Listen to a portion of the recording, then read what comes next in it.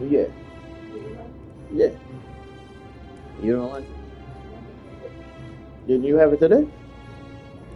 Didn't you have one by yourself? Did you have one on your side? You don't never do that. You supposed to be doing that.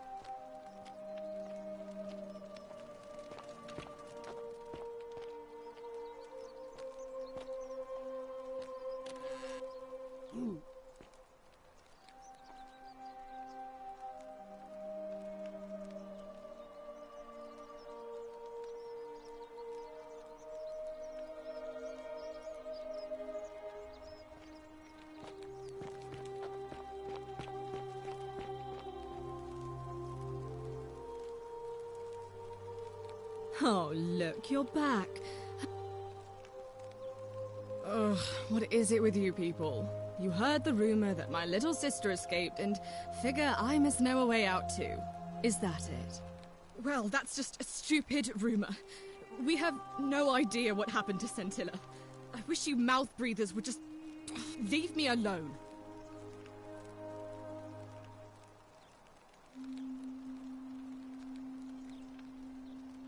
I don't know. Can you?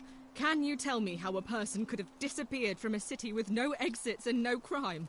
Was she snatched away by the Harpies? It was 3 weeks ago. We ate our evening meal together, and I remember she seemed happy. In love.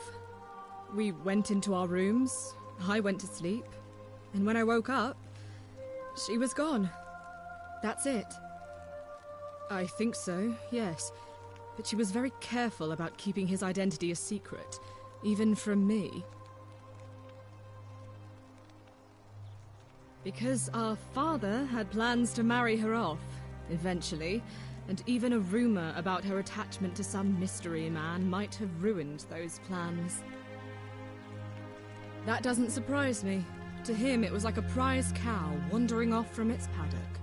He's upset, of course, but he says he's too busy with the election to help look for her, so he's letting Horatius do the heavy lifting. Some good that's done.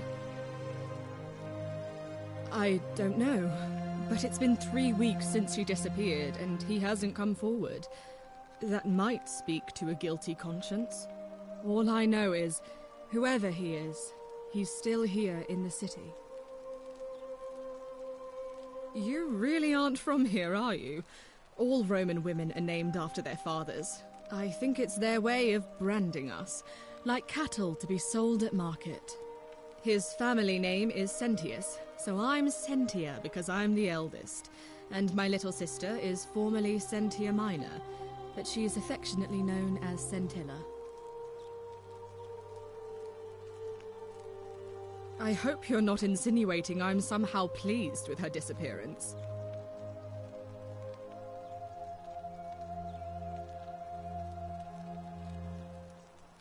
If you must know, I'm here because my father has forbidden me from leaving the villa. I couldn't bear to lose you too, he says, as if he loves me, and not because he needs at least one daughter he can trade off.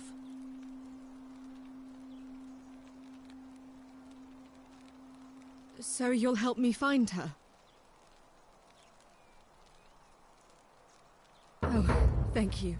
You should probably take a look through her room. It's the one just by the front door. Maybe you'll find something the rest of us missed. What? Really? I swear, I searched her room top to bottom and never saw that.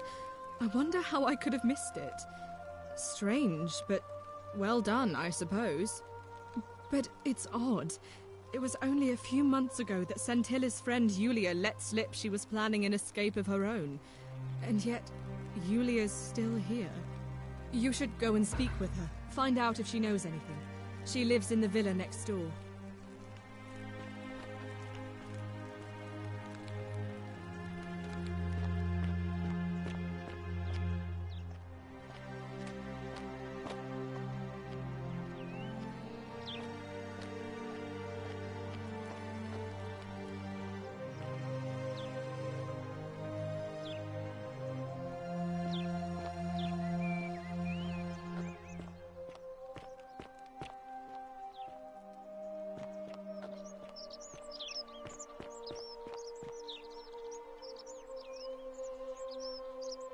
Ah, you've returned.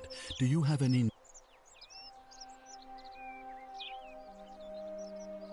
Sextus Sentius Imperiosus is my name, though magistrate is the proper way to address me.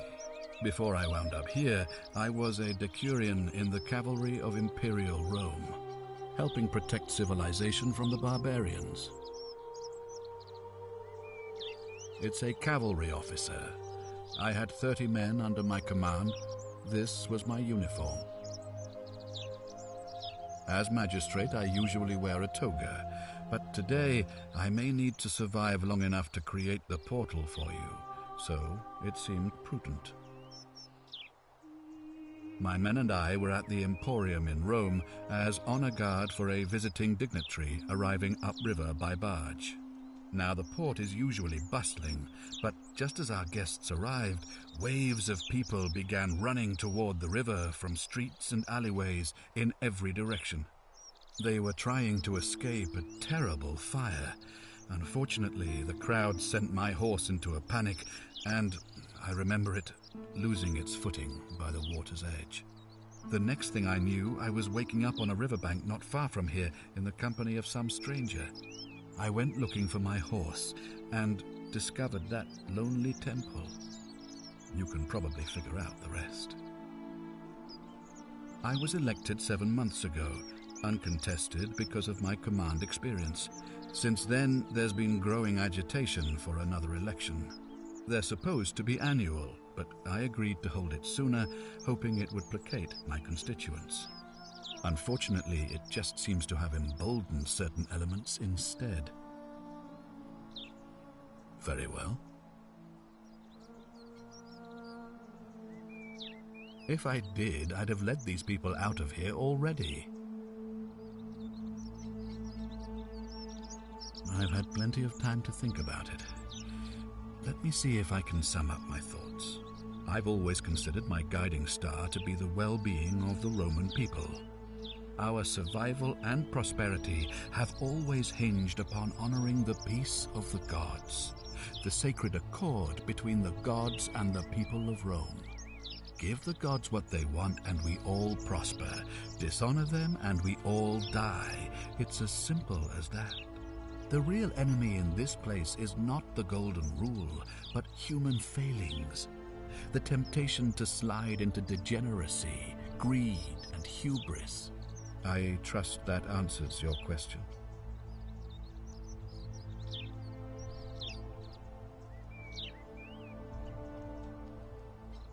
Ask then.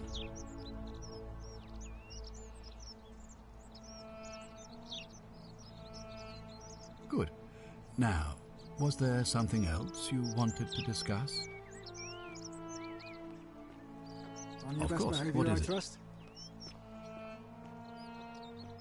Why then did you say it looks like... Thank you. I'll be waiting here for news.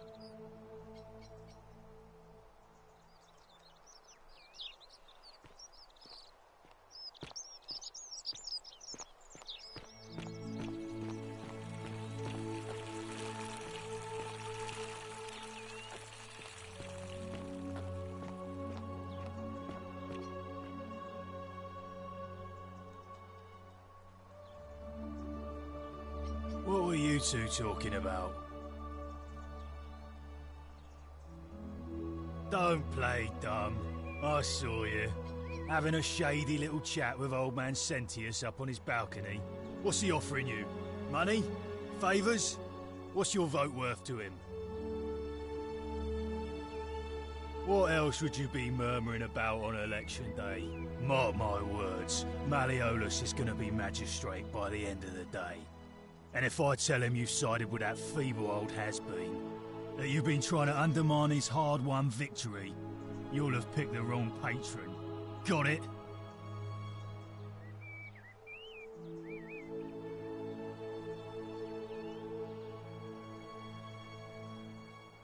Good, then stay out of it.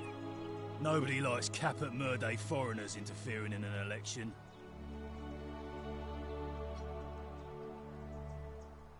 Can't hurt.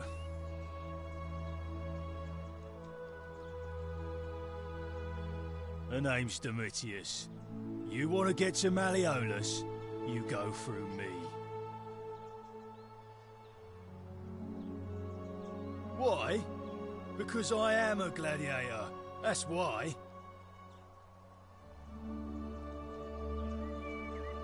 You want to see me fight? Keep running your mouth, fatuous cunners. When Malleolus wins the election, yeah? This place will change. You won't even want to leave. You'll see.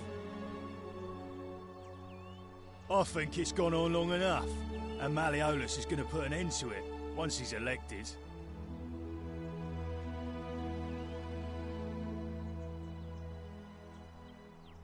He's going to announce it in his victory speech.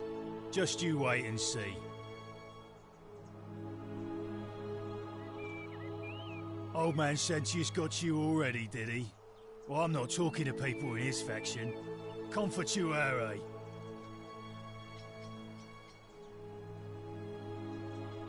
Os inculio mio.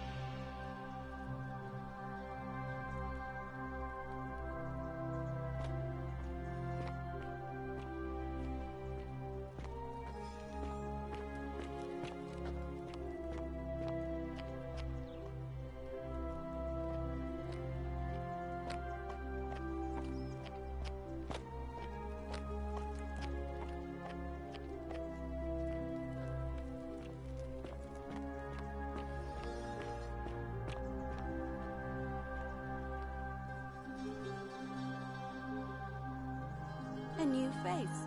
Ave, and may Vesta watch over you. I'm Equitia. To what do I owe the pleasure of this visit?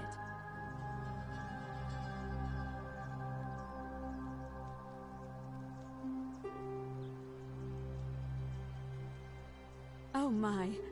I take it people are quite direct where you're from. I suppose it's quite charming in its own way.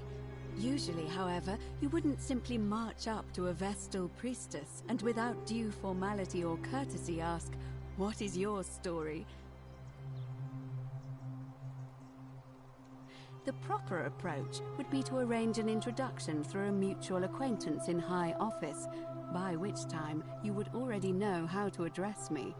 And then you would find a way to satisfy your curiosity rather more indirectly. But to be honest, I've often thought what an unnecessarily formal way to communicate that is. So, let's do it your way. You just keep being yourself and ask whatever you like. It'll be a refreshing change. You really don't know? You are from far away, aren't you? Well, I am one of the priestesses, charged with keeping the sacred flame in Rome's shrine of Vesta burning. I take it you know who Vesta is? Vesta is the mother goddess of hearth and home, and the guardian of the Roman people. You know, I'm not entirely sure.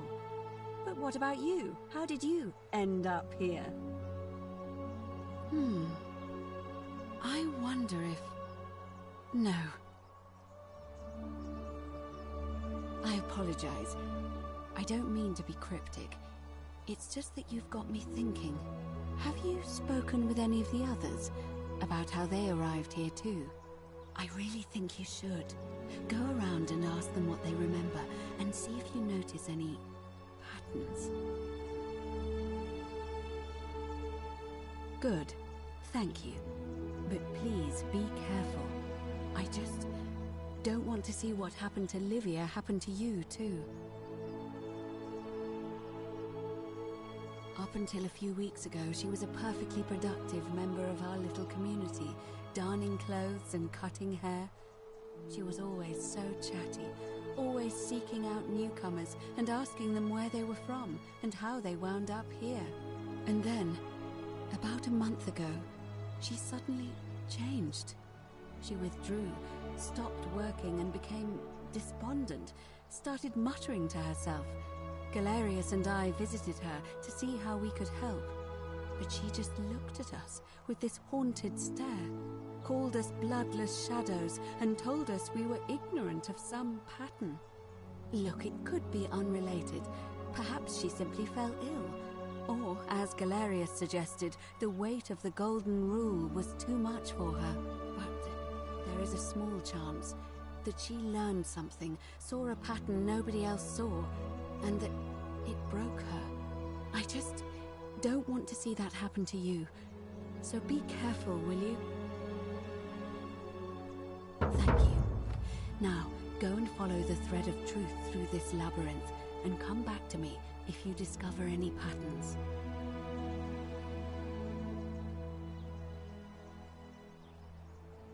I don't, I'm afraid. It seems to me we're exiled here until the gods judge us, one way or another. I'm quite sure it's the work of the gods, which is strange because they've never been particularly concerned with our misdeeds, as long as we've kept the peace of the gods. We asked for blessings, for good health, bountiful harvest, military victory, and in return, we offer praise, wine, incense, or animals. But here, it seems they require much more of us. I find myself reminded of an especially pertinent tale from our great poet Ovid in his epic Metamorphoses. Would you like to hear it? It is rather long.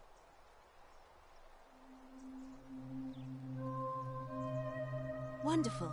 It goes like this. Baucis and Philemon were an old married couple living a humble life in a small town. One night, the town gets a visit from a couple of vagrants. They go from door to door, asking for a place to stay the night. Of course, being vagrants, they're turned away sharply from house after house, 1,000 in all, until finally they come to the little cottage where Baucis and Philemon lived. Now, the kind old couple had very little to offer, but nevertheless, they invite these strangers into their house and offer them food, wine, and a place to stay. Immediately, the guests make themselves at home. They begin gulping down the old couple's wine, so much so that Baucis, the old lady, begins to worry they're going to run out. And then she notices something strange. Her wine pitcher keeps refilling itself, as if by magic. Realizing only a select few possess such powers, says to her husband, Philemon, "I think these men are gods in disguise." Immediately, the couple begins apologizing for offering such coarse wine, and the vagrants metamorphosize and reveal themselves to be Jupiter, the king of the gods, and Mercury, the trickster god. They confide they didn't mind the meager offerings. They were just pleased that someone in the town offered them hospitality. Then Jupiter says to them, "You have passed our test, but everyone else in this city failed, so we are going to destroy this place and everyone in it, except you, who we will grant a wish." So old Baucis and Philemon escape up into the mountains safely, and they receive their wish, which is for eternity together. Meanwhile, Jupiter carries through with his threat and wipes that city off the map. Some say the moral of that story is that we must all honor the sacred rituals of guest friendship, the reciprocal obligations owed between hosts and guests. But I like to think it's that we should always show compassion for those less fortunate than ourselves.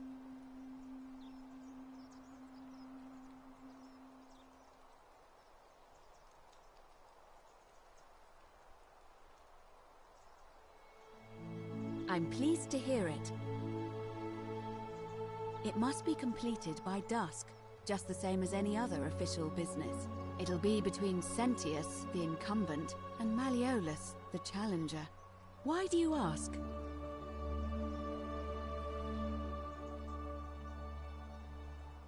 All of the male citizens who are willing and able to attend, unless they're running, of course. That's just the way it's always been, I'm afraid. It never sat right with me, either. There are some women who can vote, Vestal priestesses like myself, but in this case, given my role overseeing the election, I've decided to abstain. I can't allow the perception that I'm being anything but fair and independent, but if it's any consolation, there are other ways to influence the outcome of an election. By using whatever gifts the gods gave you. Nothing untoward, of course. I'm responsible for announcing it and making sure the procedures are followed. You can, assuming they're eligible and willing to accept the nomination. As I said, I'm planning to hold it before dusk, but I suppose I could hold it sooner, if there's a good reason.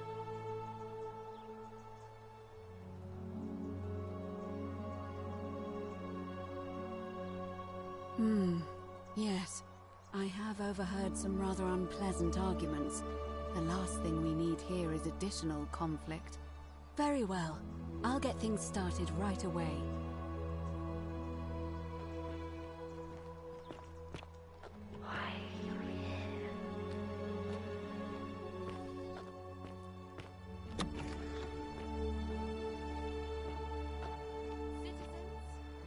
It is time. Let us meet to elect our magistrate.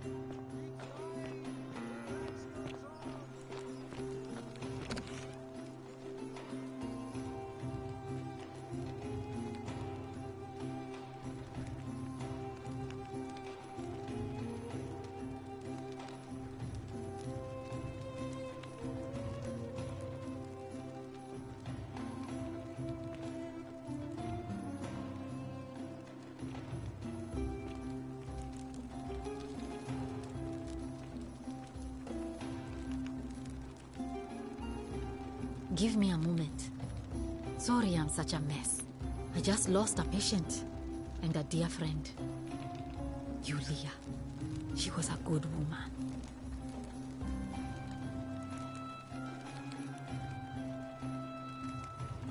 She was poisoned. She came in here frothing at the mouth. Normally I'd treat her with resin of silphium, a rare plant which is perfect for this sort of thing. And I knew Decius had some at his market stall, right around the corner. So I ran over there, but he just looks at me with this evil smile and says, "That'll be 1,000 denarii." There was no way I could afford that, and he knew it. Then that toad shrugs and says, "Supply and demand. I guess you don't value your friend's life that highly." Anywhere else, I'd just pay a thug to steal it from his stall. But there's no way I can do that down here, with the golden rule. So all I could do is come back here and just watch her die. I kept on apologizing.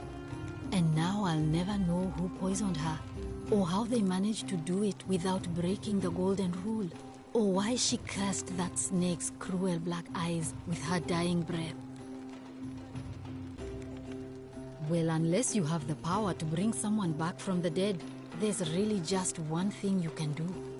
Get me that silphium resin. I'm going to have another patient in here soon. Could be in the next day, or in the next hour. And I will not allow this to happen again. I don't care how you get it, but you have to make it happen. Because if I lose another patient this way, I swear to the gods below, not even the golden rule will stop me from marching up to that Genetricum Fututor and scratching his eyes out.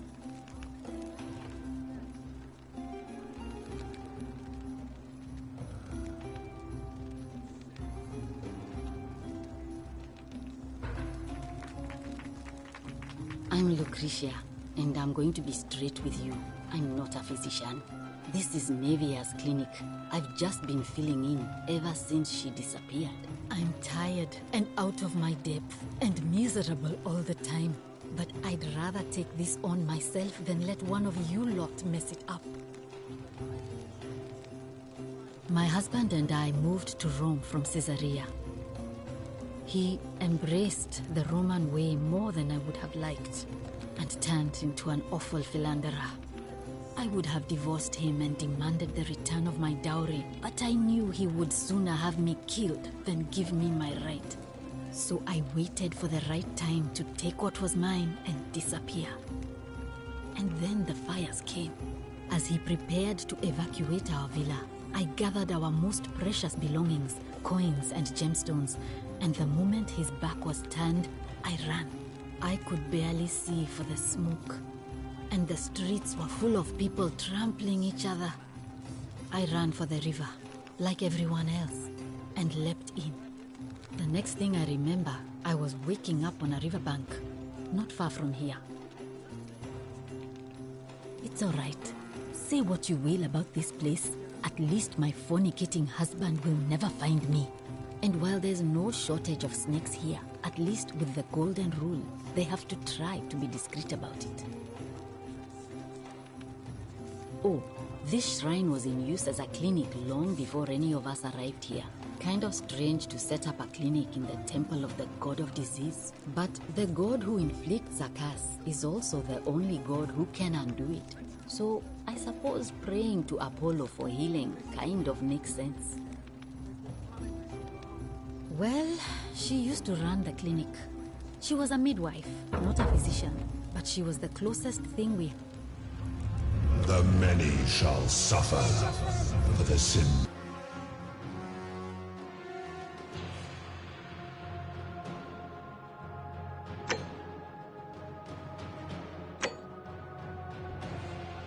Of the one.